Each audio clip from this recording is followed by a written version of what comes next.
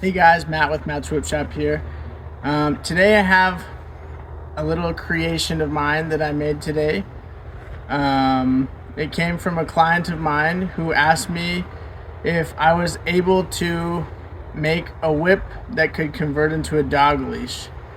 And so it was kind of a weird request.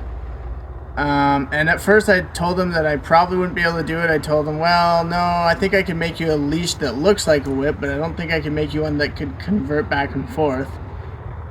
And then I was about halfway through the overlay when I realized that the solution to my problem was actually really simple.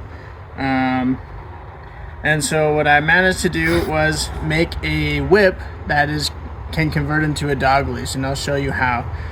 So this client is in a wheelchair, so he requested a few things. One, he wanted to be able to attach it to his wheelchair. So I made here a wrist loop with I believe this is called a swivel bolt, or swivel bolt, and a metal ring.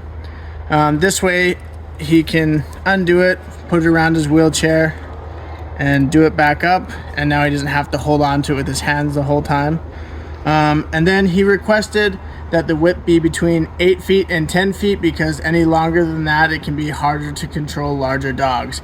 So this whip I made 8 feet long, and then at the end I put this double-ended snap hook, which was how I was able to make it convertible between a whip and a leash. So when you want to walk your dog with it, you just attach the double-ended snap loop onto the faux English eye there,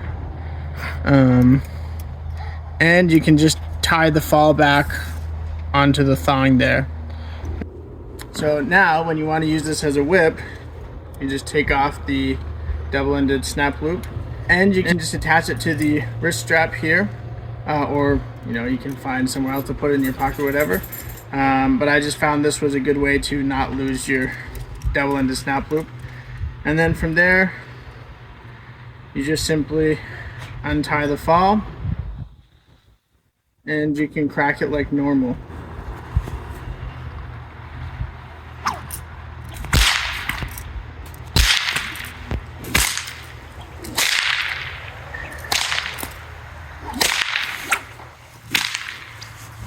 So when I was making this whip, like I said, my main focus was making it a leash, because I was about halfway through the overlay when I figured out how I could make it reversible, right, into a leash and a whip at the same time. So the method I used to make this whip was a modification of Adam Winrich's single belly whip method. As well as I didn't put any binding on this whip because I was focused on keeping the costs down because it was originally intended to just be a leash. As well as I didn't wax this either because I didn't want it to be super heavy for the leash, and for this reason it is not a very stiff whip. As you can see, it doesn't have a great rollout, but it still functions as a whip. And yeah, I think it turned out well. If anybody would like one of these, feel free to contact me. I will be selling them for $150 a piece, and for future ones I will put a little bit more binding on it. Let me know if anyone is interested in possibly a video on how I made this whip and my design for it. And yeah, thanks for watching, and we'll see you next time.